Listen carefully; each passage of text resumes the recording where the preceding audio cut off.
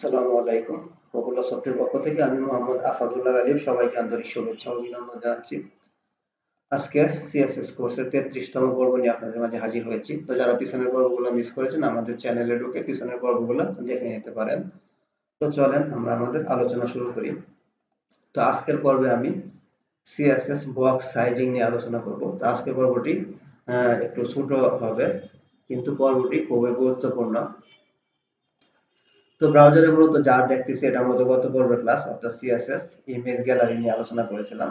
তো index.html file থেকে দেখেন বডি এর ভিতরে যে কোডগুলো আছে এগুলো আমি সবগুলো ডিলিট করে দিলাম এবং স্টাইল এর ভিতরে যে সিএসএস গুলো করা হয়েছে এটাও আমি ডিলিট দিয়ে দিলাম। ওকে, তো এখন আমার index.html এর মধ্যে HTML এর সিনট্যাক্সটা শুধু আছে আর কোনো কিছু নাই। তো আমি ব্রাউজার রিলোড করার পর দেখতেছি কোনো আউটপুট নাই।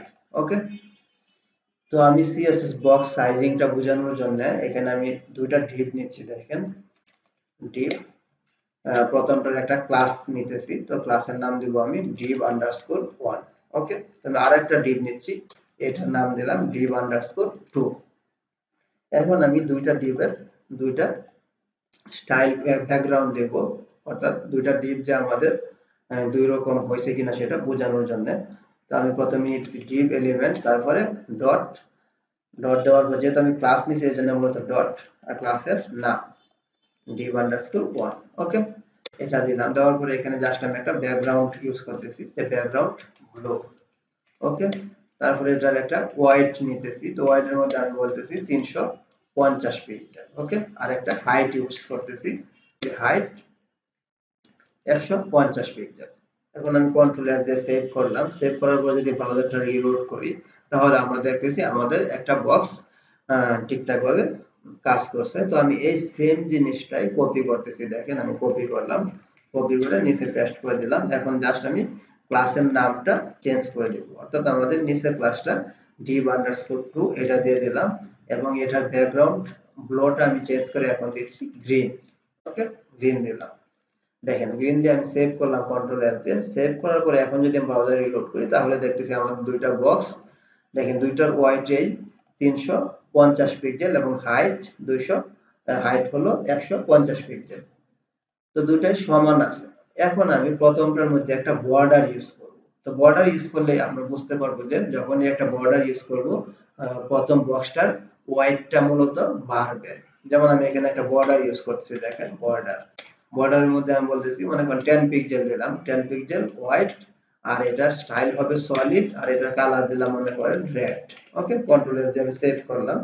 সেভ করার পরে এখন যদি আমি ব্রাউজারটা রিলোড করি দেখেন আমার প্রথম বক্সটা দ্বিতীয় বক্সের তুলনায় বড় হয়ে গেল। তো আমাদের যখন ওয়েবসাইটে আমরা এরকম বিভিন্ন ডিভকে সমান রাখতে চাইবো, তো এই সমান রাখার জন্য মূলত আমরা CSS বক্স সাইজিংটা ইউজ করব। কারণ যদি এক একটা বক্স এক এক রকম সাইজের থাকে তাহলে দেখতে জিনিসটা স্মার্ট হবে না। তো এই ক্ষেত্রে এখন আমি দেখেন চাচ্ছি যে বর্ডার, এই যে বক্স সাইজিংটা আমি ইউজ করব। তাহলে আমি এখানে নিচ্ছি যে বক্স হাইফেন সাইজিং।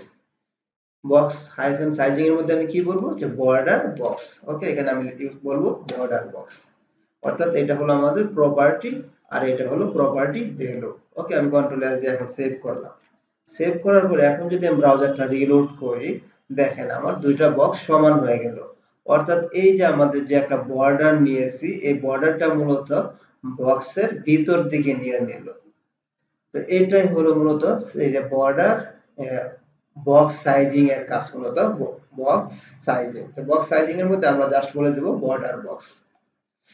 তো এখানে যদি আমি এই জিনিসটা এক্সাম্পলটা অন্যভাবে দেই তাহলে আপনারা একটু ক্লিয়ার হবেন। যেমন আমি এখানে 4টা ডিভ নিতেছি। দেখেন এই ডিভের ক্লাসটা আমি আপাতত রিমুভ করে দিচ্ছি, কোনো ক্লাসের দরকার নাই।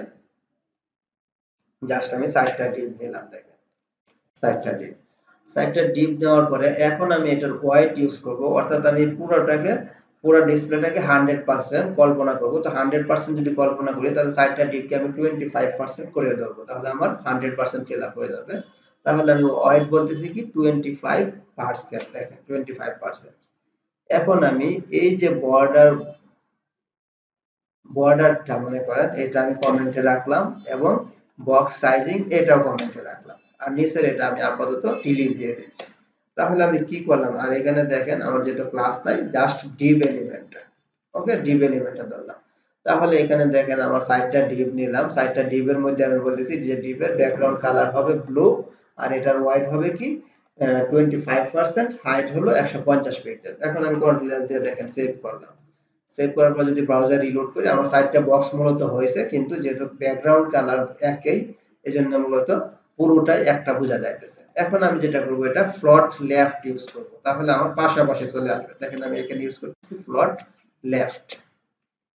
এখন দেখেন আমি ফ্লট লেফট ইউজ করলাম, তাহলে এই যে চারটা বক্স আমার পাশাপাশি চলে আসছে। এখন আমি এর মধ্যে এই যে বর্ডার যেটা আছে, এই বর্ডারটা ইউজ করলাম, যে বর্ডার 10 পিক্সেল, হোয়াইট হবে আর স্টাইল হবে সলিড, আর এখানে কালার হবে বর্ডারের রেড।